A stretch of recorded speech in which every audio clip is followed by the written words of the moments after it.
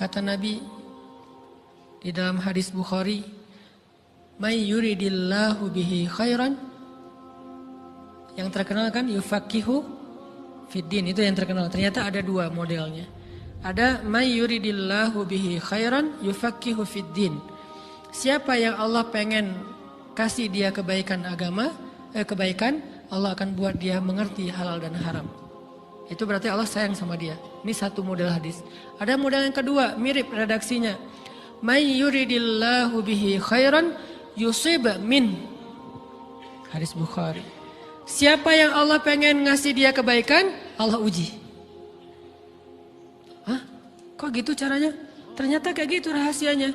May yuridillahu bihi khairan, may yuridillahu bihi khairan. Siapa yang Allah pengen ngasih dia kebaikan, Allah kasih dia musibah atau ujian. Kenapa bisa seperti itu, Ustaz? Fa inna ma'al usri yusra, inna ma'al usri yusra. Seolah-olah Allah bilang di dalam ayat itu, kalau kalian mau dapat kemudahan, biasanya lewatnya kesusahan dulu.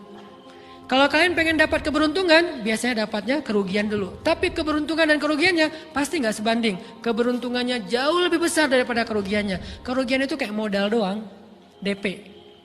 Jadi kalau kita mau dapat kejutan dari Allah, Allah kasih kita DP. DP-nya apa? Ujian. DP-nya musibah. DP-nya rasa nggak nyaman. Itu DP tuh. DP terhadap apa? DP dari Allah terhadap hadiah-hadiah besar yang Allah pengen ngasih ke kita setelahnya. Cuman banyak orang yang menolak DP ini. Sama kayak kita misalnya.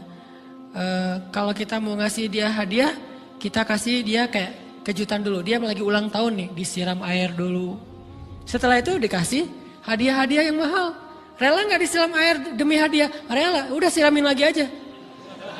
Kalau setelahnya ada hadiah. Yang kita nggak rela, kalau setelah disiram, disuruh bersih-bersih sendiri dan nggak dikasih apa-apa, kan nggak rela tuh. Berarti ini bab iman. Yakin nggak kalau Allah tetap ngasih hadiah? Kan sabar dan iman itu ternyata tahu aman, kembar.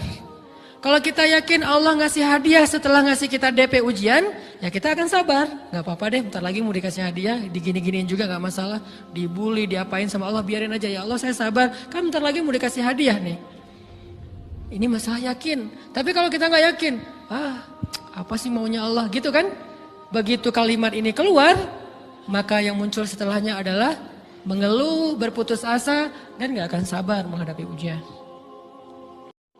Ujian, kata Nabi, may yuridillahu bihi khairan. Siapa yang Allah pengen kasih hadiah, siapa yang Allah pengen kasih kejutan, siapa yang Allah pengen kasih pertolongan, siapa yang Allah pengen kasih kebaikan, yusib min. Allah akan uji dia dulu.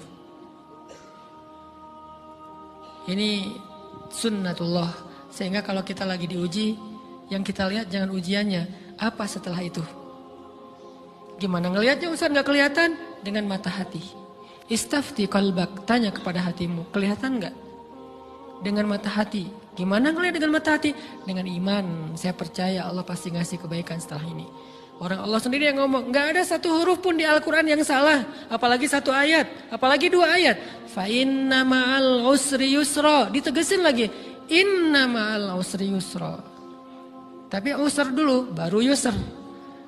Dikasih kesusahan sedikit, dikasih kemudahan yang banyak. Dikasih kesusahan sedikit, dikasih kemudahan yang banyak. Ini yang kita coba bangun tajdidul iman. Bangun memperbaharui yakin.